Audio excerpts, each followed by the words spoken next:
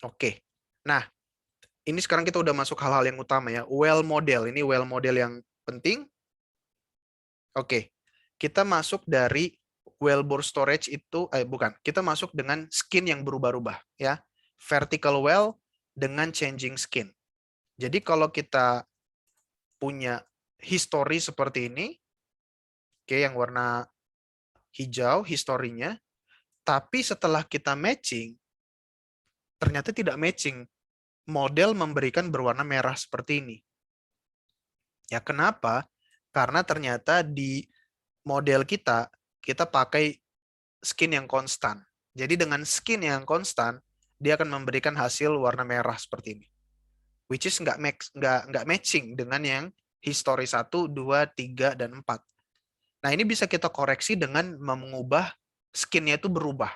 Ya. Jadi skin tidak konstan, skin berubah supaya akhirnya matching dengan ini. Nah, seperti ini. Jadi kita harus lakukan build up rate atau analisis di masing-masing flow regime untuk mengetahui perubahan skinnya. Ya, kalau kita udah apply, baru nanti bisa matching ya. Jadi kita plot seperti ini. Skin dari periode 1, 2, 3, 4 ya. Di sini ada skinnya, di sini ada flow rate, kita dapatkan slope-nya. Jadi kita ada slope perubahan skin terhadap flow rate, ya ds per dq, kita masukkan ke dalam software, akhirnya matching. Karena skin berubah akibat flow. Itu bisa terjadi, misalnya flow-nya tinggi, jadi skin-nya itu terkurang, tergerus seperti itu ya. Karena flow rate-nya besar, istilahnya kotoran-kotoran di sumur itu tertendang ke atas, jadi skin-nya turun. Itu bisa banget terjadi. Artinya skin-nya berubah. Nah, kalau kita buat skin-nya berubah terhadap flow rate, kita masukkan ke software, kita dapat seperti ini.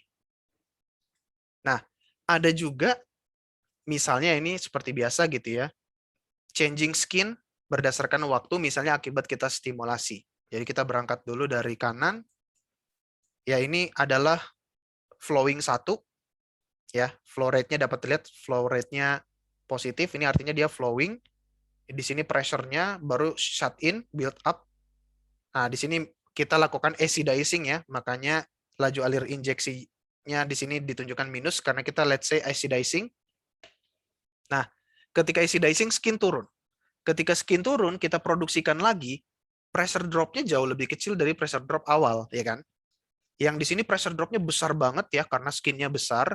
Kemudian kita acid selama shut in, di sini pressure drop-nya kecil. Nah, kita bisa analisis dengan skin yang berubah dan dapatkan matching seperti ini, matching. Nah, itu setelah kita analisis satu persatu. Misalnya, periode drawdown yang ini, kita analisis berwarna hijau sebelum frag. Kelihatan ya, ada wellbore storage-nya, skin-nya besar. Karena perpisahan antara pressure dengan diferensial tuh jauh. Ya.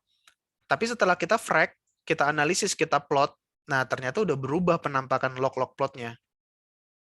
Ini adalah after frag, sorry, bukan di acid ya, tapi di frag. Nah, terlihat di sini. Nah, jadi seperti ini, kita seolah-olah seperti dokter yang menganalisis kesehatan atau karakter dari reservoir kita. Jadi kalau kita punya plot seperti yang hijau, oke, kita bisa tahu, oh problem dia skin. Coba saya stimulasi, setelah distimulasi saya well test lagi, dia mendapatkan bentuk seperti ini. Dan ini adalah penampakan dari fracture. Jadi dengan plot yang warna merah, saya bisa bilang fracturing saya berhasil. Ya, karena fracturing itu mahal biayanya, ya akan ditanya, jadi nggak fracture-nya? Sukses nggak? Nah, dengan pressure transient analysis ini, kita confirm. Ya, dari log-log plotnya, ternyata fracture itu terbentuk. Dan baik before frag maupun after frag, kita mencapai radial flow yang sama di sini. Ya, di sini itu radial flow yang sama. Jadi dia akan memberikan informasi permeability yang sama. Karena di sini udah mencapai radial flow, garis lurus di sini. Nah, seperti ini juga hal yang real nih. Jadi adalah changing skin. Jadi changing skin bukan karena distimulasi, tapi changing skin karena ya seperti yang saya bilang tadi, mengalir. seiring dengan aliran terus berlangsung, kotoran-kotoran di sumur tuh keangkat semuanya, jadi skinnya turun. Nah, ini seperti ini, naik dia. Ya kan? Artinya tekanannya itu naik, tidak tergerus banget di sini. Kalau di sini kan tergerus, kenapa? Karena skin. Karena ada kotoran, ada plugging di sumur. Tapi ketika kita ngalir, tertendang semua kotoran-kotoran itu, jadi pressure-nya membaik. Sementara ini adalah kalau constant skin ya, seperti ini. Hal-hal seperti ini sangat bisa terjadi gitu ya, dan sangat membantu kalau kita bisa lakukan log-log plot atau pressure transient analysis. Nah, well modeling yang lain adalah high conductivity fracture. Ya, high conductivity fracture, kita punya fracture, di sini adalah sumur, ada half length. Oke. Nah, ketika kita mengalirkan akan tercipta linear flow. Di sini saya tandai linear flow. Jadi belum ada radial flow di tahap-tahap awal. Awal mulanya itu selalu linear flow. Apa sih pentingnya, Mas? Linear flow atau radial flow? Kayaknya nggak penting. Penting sekali, ya. Karena dengan linear flow, dan kita masuk nih dari picture, kita masuk pembahasan linear flow ke masalah matematika. Di sini persamaannya tidak akan saya bahas panjang lebar. Intinya, kalau kita menyadari dia linear flow, kita tahu, kita acknowledge bahwa ada XF, ada half length. Di sini persamaannya. Ya. Delta P itu dipengaruhi oleh salah satunya adalah XF, half length dari fracture. Kalau kita pakai radial flow, kita nggak akan ada tuh XF. Ya. Jadi dengan kita notice ada linear flow, kita tahu XF. Nah, dengan matching, berarti saya bisa tahu XF saya berapa, half length saya berapa. Sebagai reservoir engineer atau production engineer, XF ini wajib kita tahu. Ya, karena kita mau lakukan prediksi, nodal analisis, macam-macam itu butuh data XF. Ya, jadi makin jelas nih, oh ternyata dengan pressure transient analysis saya bisa menebak XF-nya berapa. Ya. Nah, itu seperti ini maksudnya linear flow. Jadi awal mula ketika kita produksi, linear flow dulu di awal-awal. Baru nanti ujung-ujungnya radial flow. Oke, nah ketika kita plot dalam log-log plot itu akan terbentuk seperti ini. Slope-nya setengah. Nah, jadi kalau teman-teman melihat slope setengah di awal-awal, nah itu udah jelas. Oh, ini jangan-jangan saya punya fracture nih. Dengan catatan, baik pressure yang warna hijau maupun derivatif sama-sama setengah slope-nya. Oke, jadi ini adalah interpretasi. Seperti teman-teman petrofisis menginterpretasi log, atau teman-teman geofisis menginterpretasi seismik, reservoir engineer menginterpretasi well testing. Ya, jadi seperti itu teman-teman. Bahkan nanti akan ada hierarki. Mana sih yang lebih penting, mana sih yang lebih kita percaya? Biasanya well test ini lebih dipercaya dibandingkan log. Jadi ada hierarkinya gitu. Kalau kita nggak ada data well test, kita percaya data log untuk permeability-nya misalnya. Tapi kalau ada data well test, data log ini kalah ranking. Gitu. Jadi kita akan membandingkan hasil dari well testing dibandingkan dari log analisis cocok atau enggak. Tapi secara hierarki itu pressure transient analysis memberikan data yang lebih reliable asalkan matching. Ya. Jadi seperti ini. Jadi untuk high conductivity fracture tuh seperti ini. Dan sama nih kalau kita perlu buat skenario-nya macam-macam ya. Kalau XF-nya kecil ya, kalau half length-nya pendek, itu akan seperti ini, akan cepat selesai dia efeknya, kemudian langsung radial. Kalau XF-nya panjang, dia akan bergerak ke kanan, masih lama nih efek yang warna biru, gambar yang warna biru. Ini kalau half length, kalau permeability thickness, dia akan seperti ini. Oke, kalau KH-nya kecil, dia lebih atas posisinya. Tapi kalau KH-nya besar, ya KH itu adalah permeability thickness, dia akan di bawah seperti ini. Ya, jadi ini berbicara tentang shifting up atau shifting down. Semakin ke bawah, permeability itu makin bagus. Ya, seperti itu quick look-nya. Kalau dia di bawah, plot-plotnya itu di bawah, itu berarti permeability-nya bagus. Kalau di atas-atas, itu berarti permeability-nya kecil. Nah, kita juga bisa menganalisis KFW, ya, conductivity-nya, permeability dari fracture dikali width, itu juga dengan plot seperti ini, dan juga XF-nya bisa kita analisis juga di sini misalnya. Tapi yang ini untuk ini ya, low conductivity ini. Kalau yang ini di mana slope-nya 1/4. Oke, nah ini kalau pengaruh dari wellbore storage ya. Kalau no storage dia jelas ya. Kalau no storage berarti kita hanya melihat efek dari fracture. Tapi kalau ada wellbore storage, beberapa penampakan dari fracture itu hilang. Karena dia akan mengikuti si wellbore storage nih. Seperti itu. Dan ini bisa mengganggu analisis karena sebagian fitur dari fracture ya. Kan kalau fracture tuh jelas dia slope-nya setengah ya. Yang warna hijau nih slope-nya setengah. Tapi kalau dia diganggu dengan wellbore storage, kalau wellbore storage-nya kebesaran, kita akan bertemu dengan slope 1 yang warna biru. Dan dia menutupi menutupi fracture. Nah, jadi informasi penting mengenai fracture itu bisa ketutup karena wellbore storage. Nah, kalau ini adalah pengaruh dari skin, sama dia akan menyebabkan separasi antara delta P dengan derivatif. Nah, tadi itu high conductivity fracture, sekarang adalah low conductivity fracture. Jadi kalau low conductivity fracture akan ada bilinear flow. Bukan linear flow, tapi bilinear flow. Jadi akan terjadi pressure di sekitar wing, oke, dan akan ada aliran di sepanjang fracture. Kalau di linear flow ini tidak ada nih, yang horizontal ini tidak ada. Karena seolah-olah langsung ya, karena high conductivity fracture, konduktivitasnya tinggi, langsung tuh aliran dari sini masuk langsung ke sumur. Tapi kalau di low conductivity fracture akan terjadi pressure drop di sepanjang fracture, dan itu membentuk bilinear flow.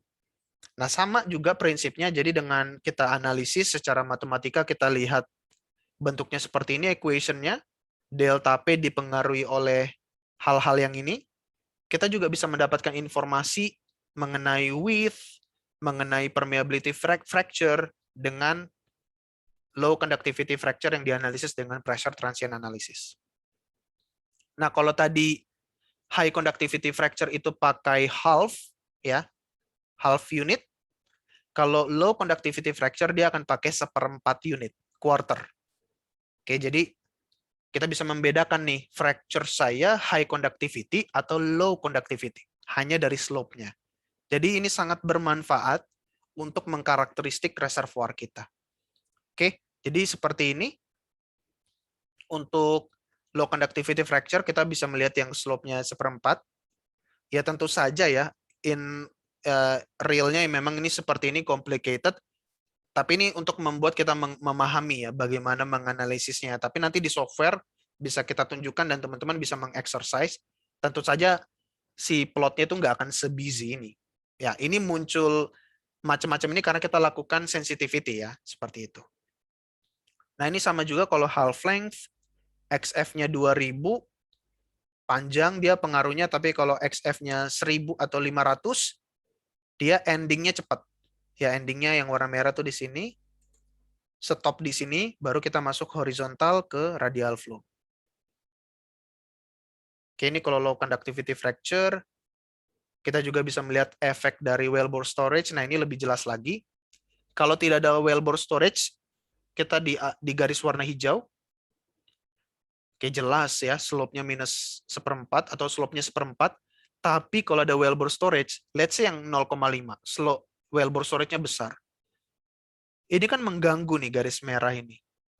Dia bisa dalam tanda petik menutupi, ya, bahasa Inggrisnya memask, menopengi, ya, menutup fitur-fitur dari fracture.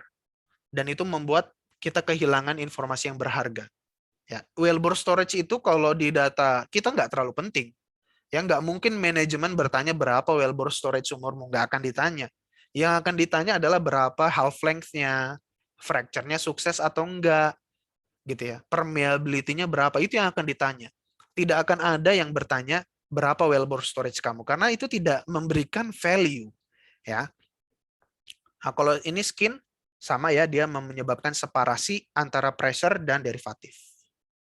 Oke, kalau itu adalah fracture, ini adalah limited entry. Limited entry ini maksudnya apa?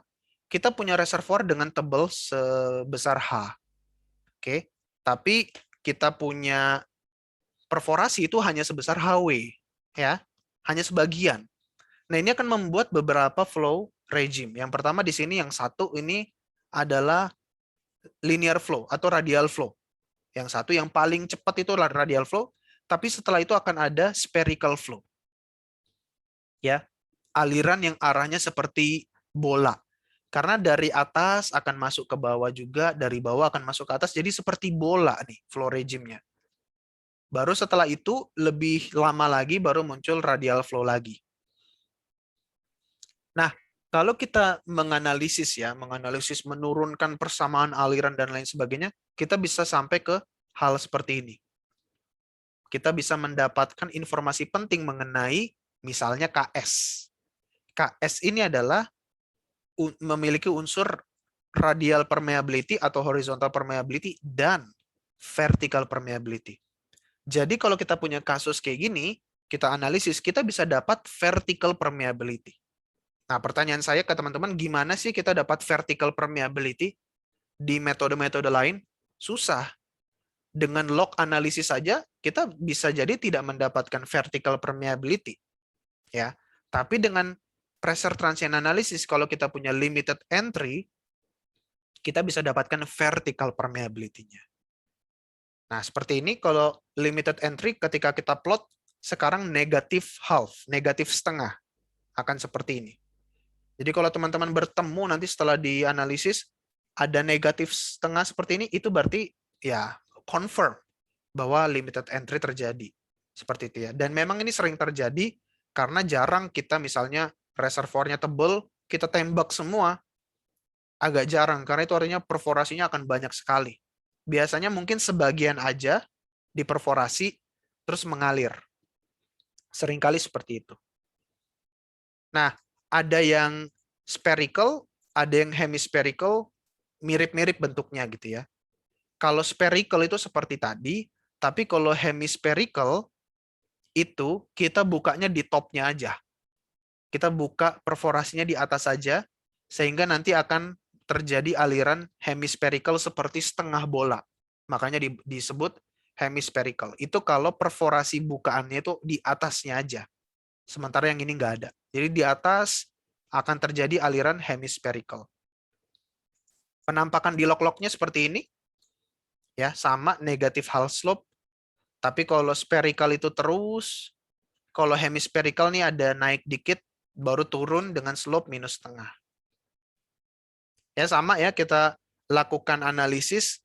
Kalau anisotropi ini KV dibagi KR ya, permeability radial dibagi permeability vertikal dibagi permeability radial. Kalau KV per KR-nya adalah 0,001, jelas ya. Minus setengah itu jelas. Jadi kita yakin nih, oh berarti permeability vertikalnya kecil karena KV dibagi KR tuh 0,001.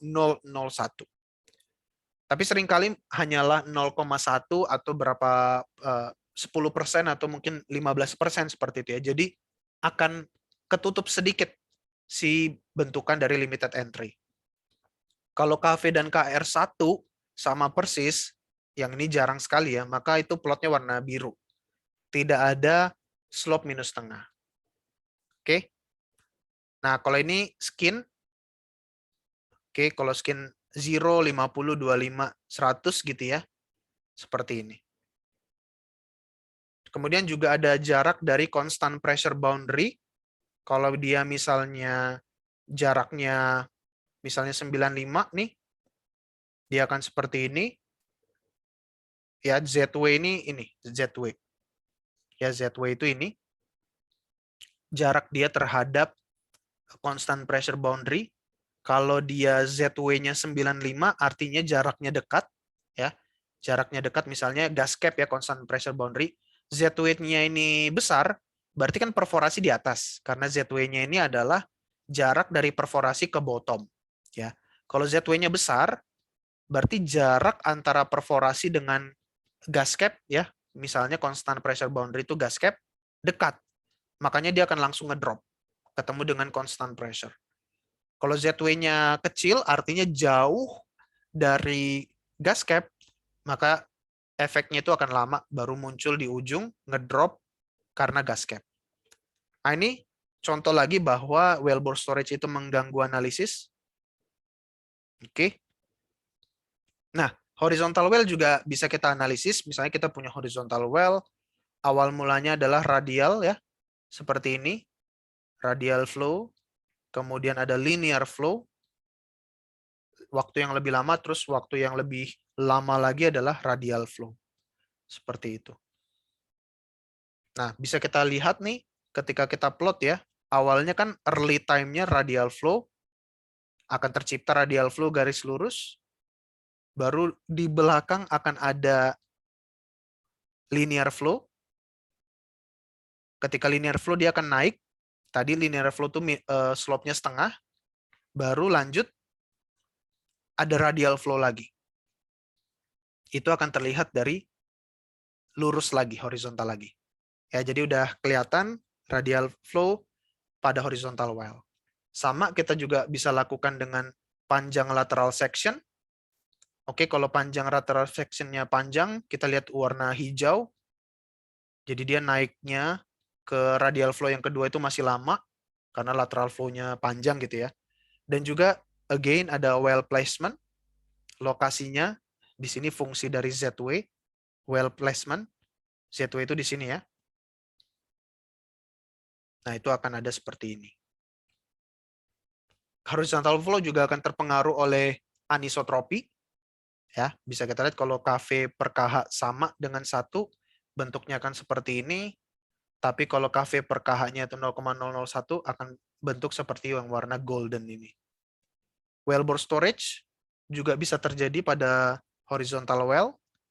Oke, dia akan mengganggu pembacaan horizontal well karena misalnya kita masuk ke golden ini, well bore storage besar, terlihat sekali dia akan mencuri atau menutupi sebagian feature dari horizontal well. Kalau horizontal well itu feature-nya warna hijau, kelihatan ya radial flow-nya, tapi ketutupan sama well bore storage, jadi hilang informasi horizontal well-nya. Oke, itu well model. Sekarang kita masuk 2 topik terakhir, yaitu reservoir model.